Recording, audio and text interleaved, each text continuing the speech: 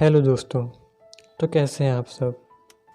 I hope so कि आप जहाँ पे भी हो और जो भी कर रहे हो आप अच्छा ही कर रहे होंगे।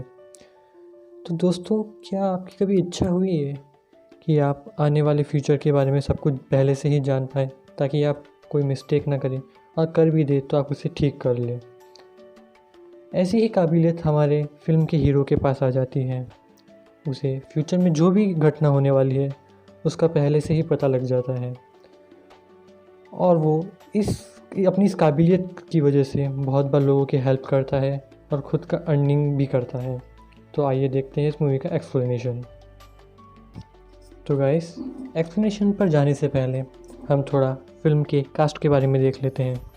तो फिल्म में लीड रोल में है निकोलस केज अक्का क्रिस जॉनसन, जेसिका बेल अक्का लीस कूपर एंड जूलियाना मूरे अक्का कैली फेरिस। और इस फिल्म को डायरेक्ट करा है ली तमहोरीची ने। भाई, मुझे तो इनके नाम ही इतने अजीब लगते हैं, सच में मैं तो इनका नाम भी प्रोनाउंस नहीं कर पाता सही से।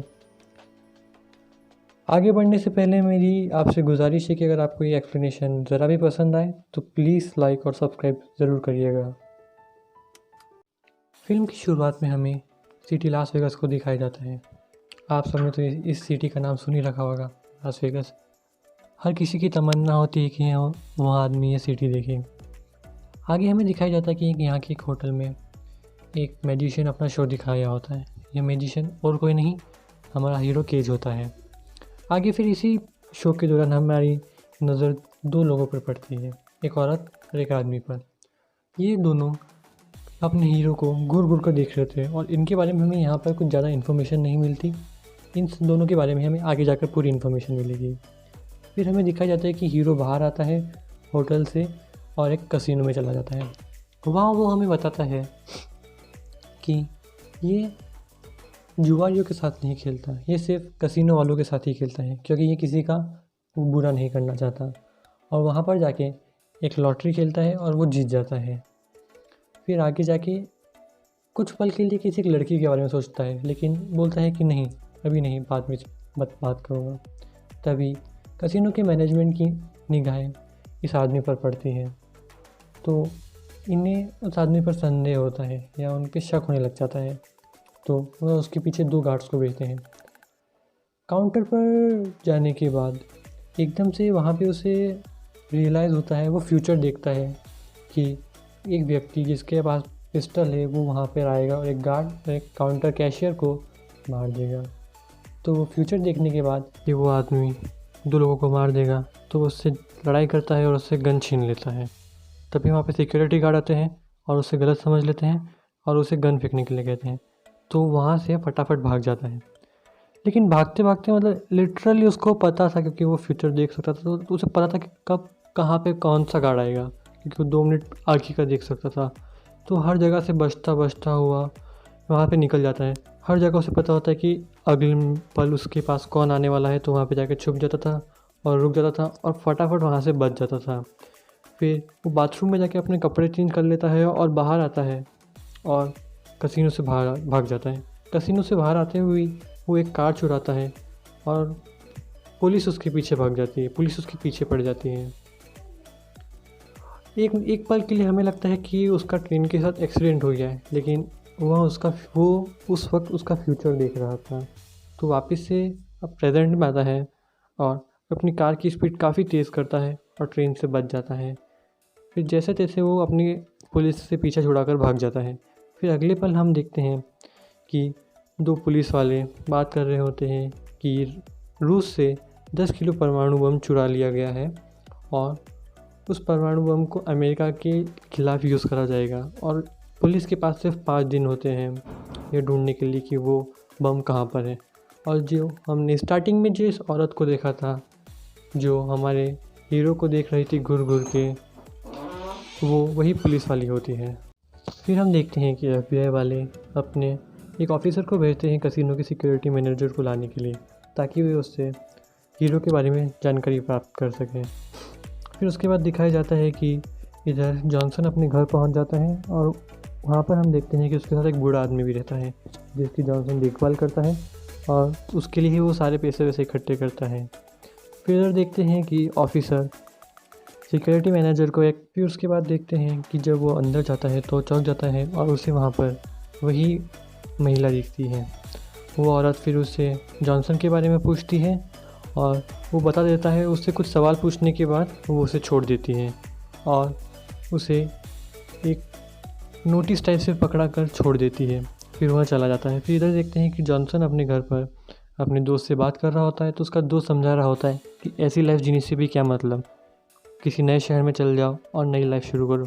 लेकिन जॉनसन को जब शुरुआत में जॉनसन ने बताया था कि उसे एक लड़की की परछाई दिखती है, मतलब उसे सपना में आती है कि उसे 8:09 पर एक होटल में एक लड़की मिलेगी और वही उसके लिए सब कुछ होगी। तो इसी उम्मीद में जॉनसन हर रोज़ 2 बार 8:09 पर उसी होटल में जाता है। फिर टाइम बचने पर वो थोड़ी देर के लिए अपने दोस्त के साथ पूल खेलता है। तभी उसे महसूस होता है कि थोड़े टाइम बाद वही FBI की एजेंट वहाँ पर आ जाएगी। तो वो सब ये जानने के लिए कि वह उससे क्या पूछेगी तो वो वहाँ पर रुक जाता है। तब उसे पता लगता है कि वहाँ पर एक परमाणु बम आया है रशिया से और उसे डिफ्यूज़ करने के लिए ये एजेंट उसकी हेल्प मांगने आई है। लेकिन वो फ्यूचर देख लेता है तो वहाँ से फिर भाग जाता है। इधर हम देखते हैं कि सिक्योरिटी मैनेजर को 2 अनजान आदमी आते हैं और उसे मार कर चले जाते हैं। इसके बाद देखते हैं कि हमारा हीरो जॉनसन एक होटल में वेट कर रहा होता है। वो काफ़ी बेचैन होता है और काफ़ी वेट करता रहता है। 8:09 का उसे काफ़ी वेट होता है क्योंकि उसी पर उसकी सपनों की रानी वहाँ आने वाली है। जैसे ही 8:09 होते हैं एक लड़की वहाँ आती है और उसे देखकर जॉनसन समझ जाता है कि यही उसकी तकदीर है। फिर आगे उससे वो बात करने का काफ़ी ट्राई करता है और लास्ट में जाके उसे एक तरीका मिल जाता है जिससे वो उसके पास जाके बैठ जाता है और उससे बातचीत शुरू कर देता है। वहाँ उससे बातचीत के दौरान उसे ये भी पता लग जाता है कि वो कहाँ जाने वाली है, तो वो भी उसी जगह का नाम लेके आगे चले जाना चाहता है और उससे लिफ्ट मांगता है और लड़की हाँ भर देती है। फिर दोनों गाड़ी में बैठकर चले जाते हैं, लेकिन लड़की बीच में बोलती है कि उसे एक जगह पर और रुकना है बीच में। तो जॉनसन हाँ कर देता है और दोनों आगे बढ़ जाते हैं।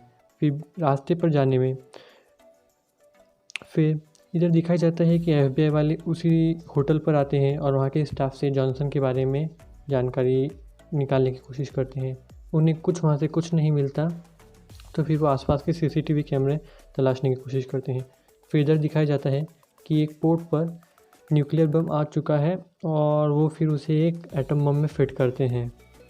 फिर दिखाया जाता है कि जॉनसन और लीज एक गांव में आ जाते हैं, जो वह गांव एक आदिवासियों का गांव था और लीज एक गवर्नमेंट बेस्ड NGO में काम करती थी जो आदिवासी बच्चों के लिए पढ़ाने के लिए काम करता था।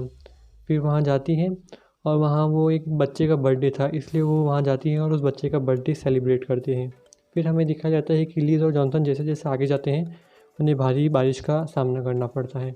तो फिर वे दोनों एक पास के एक होटल में चले जाते हैं और वहाँ चल के रुक जाते हैं। फिर सुबह हमें दिखाई जाता है कि FBI के एजेंट्स वहाँ आ जाते हैं और आसपास के एरिया पर कोई निगरानी करने लगते हैं। फिर अगली सुबह लिज और जॉनसन दोनों एक दूसरे के काफ़ी क्लोज आ जाते हैं और फिर लिज जब अगले दिन शॉपिंग के लिए पास की सिटी में जाती है तब वहाँ उसे 2 अनजान आदमी भी उसके ऊपर निगरानी रखते हैं और FBI एजेंट्स भी। वह FBI एजेंट्स उससे मिलते हैं और उससे एरिक के बारे में पूछताछ करते हैं और उसे वे कन्विंस कर देते हैं कि एरिक एक सनकी है और उसे एरिक के एक जूस में ये दवाई मिलानी है ताकि वह बेहोश हो जाए। जाता है कि क्रिस वापस घर पर आ जाती है और हीरो के लिए कुछ कपड़े और खाने का सामान लाती है।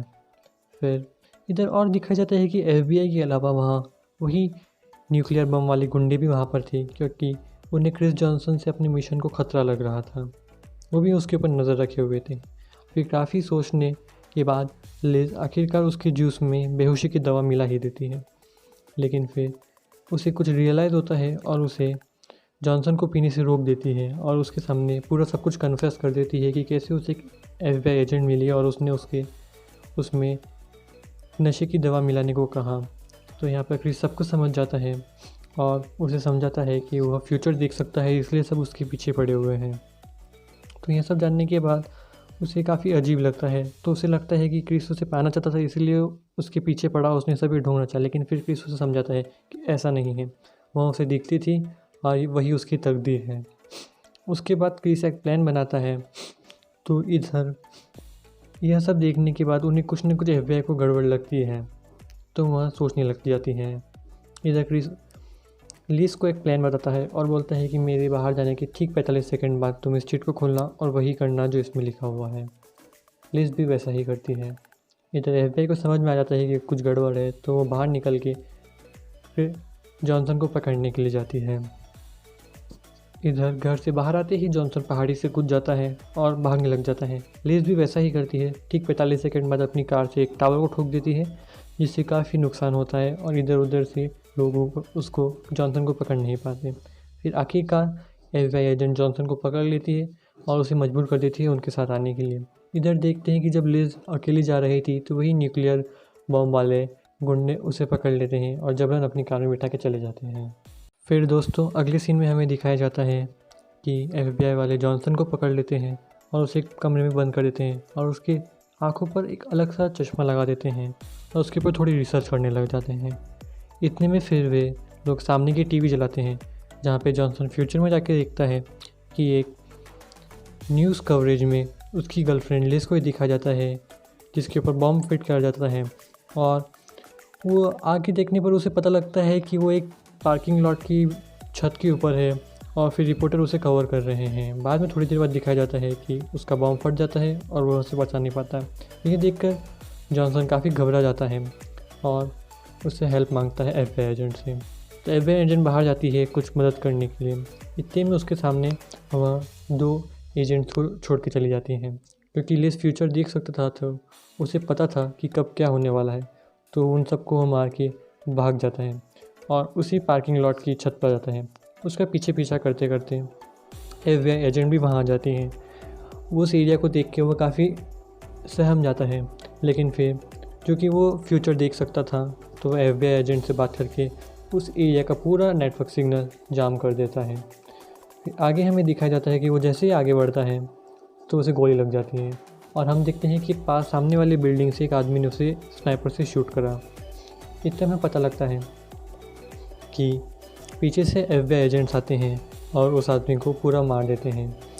और इसी बीच हम अपने साथियों को भी कोई इन्फॉर्मेशन नहीं दे पाता, क्योंकि पूरा एरिया का नेटवर्क जाम था। लेकिन फिर हमें पता लगता है कि जॉनसन नाटक कर रहा था, क्योंकि वह फ्यूचर देख सकता है तो गोली उसके जस्ट पास से निकली थी और मरने का नाटक कर रहा था।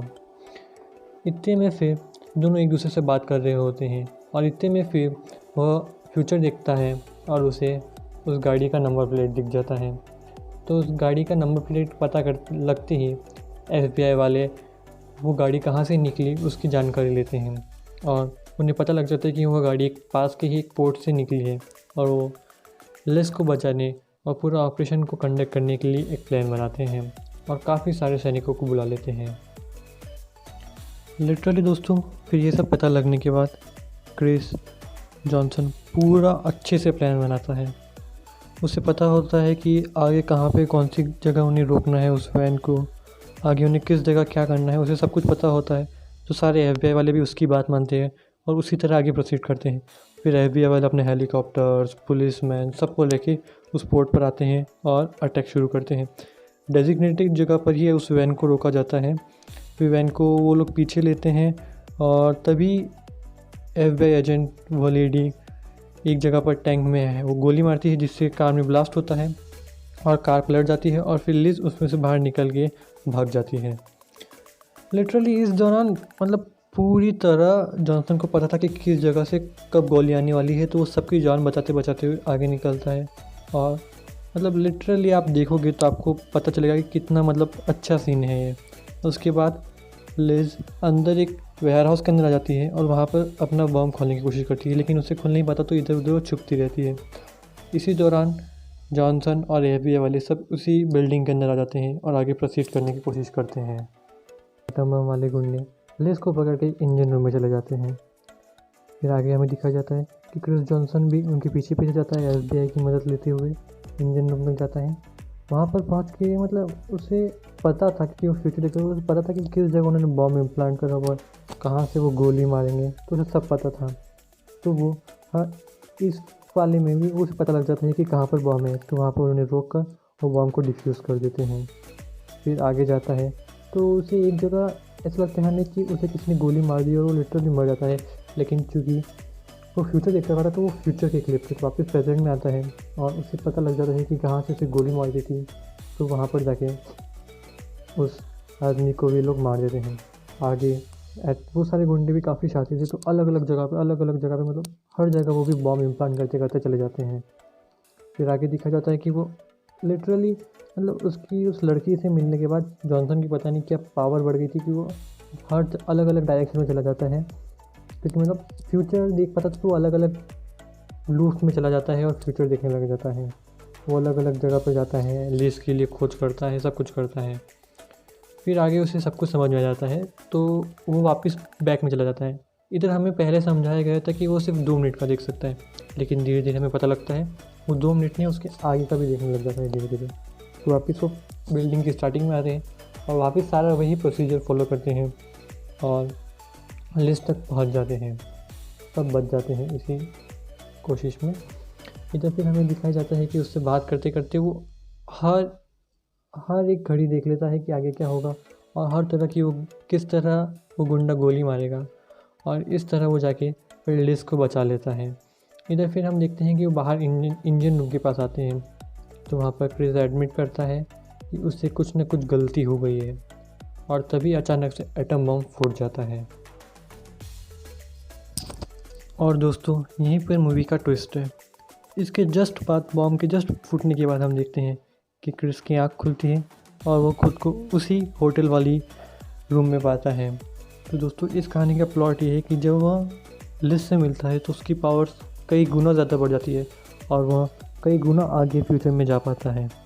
फिर यह सब देखने के बाद वह खुद FBI एजेंट से कांटेक्ट करता है और उससे बात करता है कि वह उसके लिए काम करेगा, लेकिन इसी शर्त पर कि वह लिज को फुल प्रोटेक्शन दे। फिर वह FBI एजेंट से मिलता है और लिज को गुड बाय जाते हुए कहता है कि वह उससे ज़रूर मिलेगा, और फिर वह FBI एजेंट से मिलते ही उसके साथ जाने को तैयार हो जाता है और यहाँ यही मूवी ख़त्म हो जाती है। तो दोस्तों आपको कैसा लगा एक्सप्लेनेशन, कमेंट बॉक्स में ज़रूर बताना, और मुझसे काफ़ी गलतियाँ हुई हैं तो उसके लिए सॉरी, थैंक यू, और लाइक शेयर और सब्सक्राइब ज़रूर कर देना।